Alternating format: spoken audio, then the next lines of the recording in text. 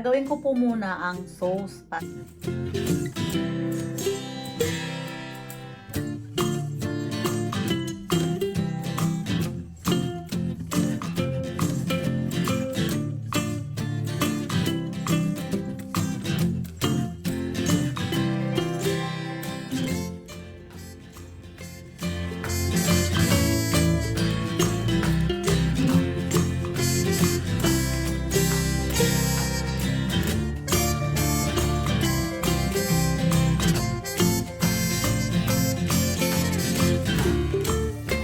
Ilagay ko 1 tablespoon na mantika.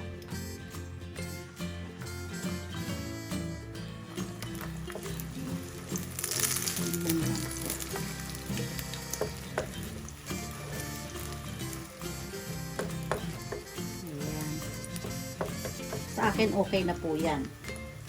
Natin ang kalan. Ito na po dito. Yan po siya. Haluin po ninyo bago ilagay kasi malapot. Ilagay natin. Mahina lang po ang apoy ha. Baka biglang lumapot. Tsaka ito.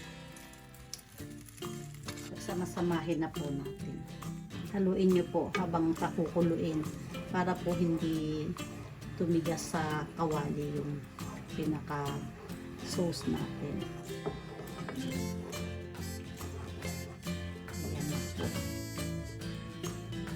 Vinegar 1 teaspoon lang po.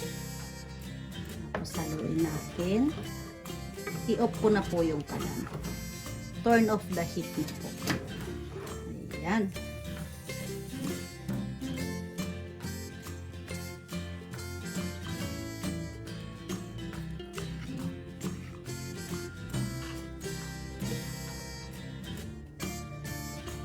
Itadakimasu.